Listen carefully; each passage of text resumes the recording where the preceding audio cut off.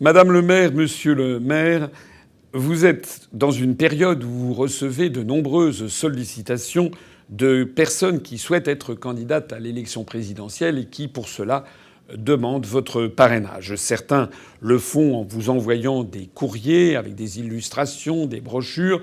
Pour ce qui me concerne, je demande à notre force militante d'aller voir personnellement les maires, et je rencontre moi-même d'ailleurs un certain nombre d'élus, parce que je pense que c'est plus respectueux, que c'est plus convivial, que c'est plus direct, que c'est plus franc de rencontrer l'élu d'une commune de France.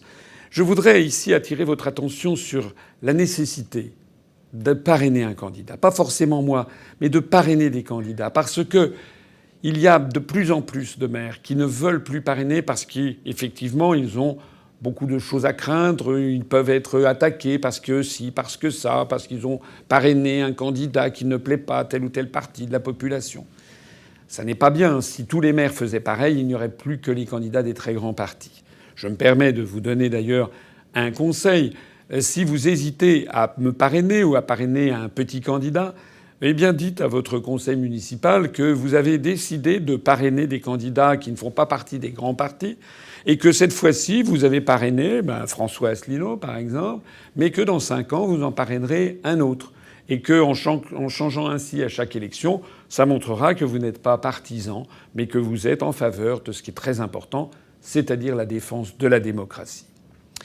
Je me présente, vous le savez, avec une analyse de la situation qui ne correspond à aucun autre candidat. Beaucoup d'autres candidats se présentent comme étant d'abord candidats, et puis une fois qu'ils sont candidats, on a l'impression qu'ils partent à la recherche d'un programme et d'une analyse.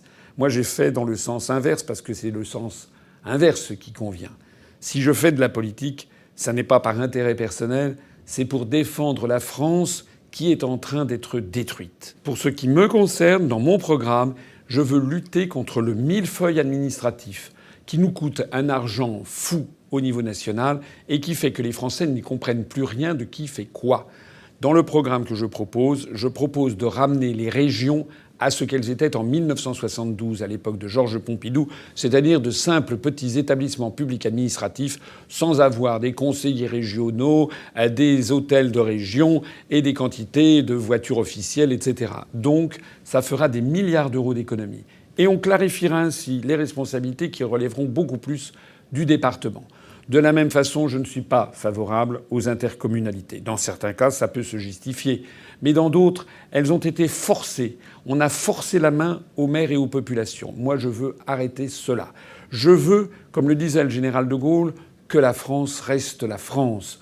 Or, étant moi-même d'ascendance d'agriculteur, mes grands-parents l'étaient, eh bien, je suis très attaché à la France des petits villages. J'ai mes attaches dans la Nièvre, dans un petit village de 700 habitants, et j'aime la France des villages et de la ruralité. C'est la raison pour laquelle j'ai pris l'engagement, si je suis élu à l'élection présidentielle, eh bien, parmi les priorités que je fixerai, de rétablir la dotation globale de fonctionnement qui est versée aux mairies, de la rétablir à son niveau de 2014.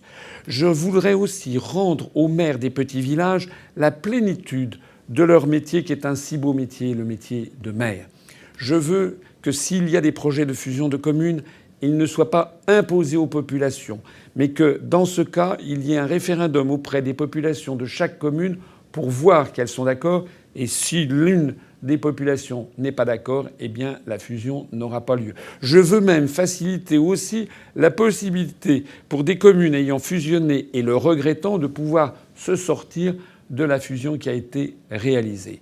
En bref, je veux rendre au niveau des communes de France la plénitude de ce qu'elles sont fondamentalement pour la population, c'est-à-dire l'échelon numéro 1 de la démocratie.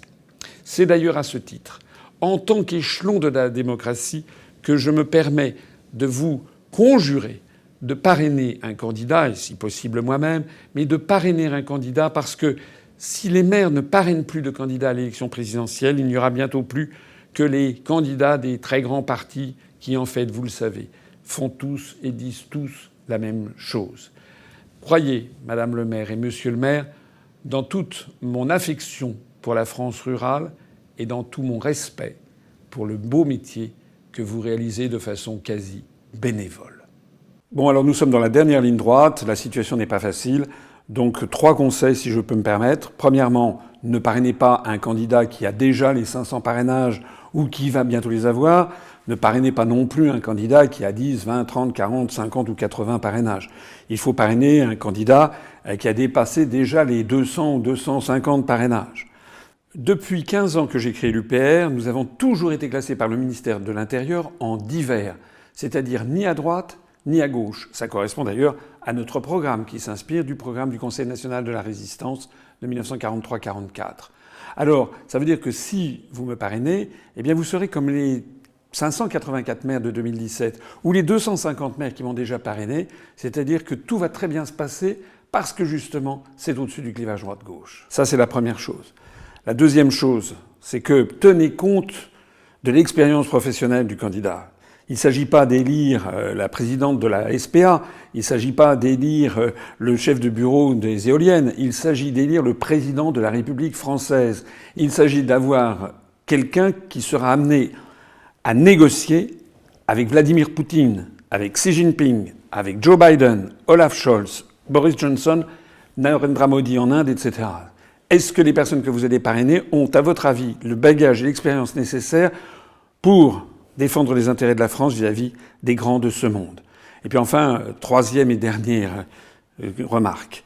Si par malheur je n'avais pas les parrainages, il n'y aurait aucun candidat pour parler aux Français des sujets les plus stratégiques, c'est-à-dire notre appartenance à l'Union européenne, à l'euro et à l'OTAN. Bien sûr, certains candidats parleront ici ou là de l'Europe qui n'est pas bien, ils proposeront une autre Europe. Mais il n'y aura aucun candidat pour proposer le Frexit, alors même que cette idée est en train de se développer dans l'Europe entière comme l'idée la plus fondamentale du XXIe siècle. Est-ce que vraiment, vous pensez que l'élection présidentielle française, qui est l'élection stratégique une fois tous les 5 ans, peut se passer d'avoir ce débat le plus fondamental? La décision vous appartient.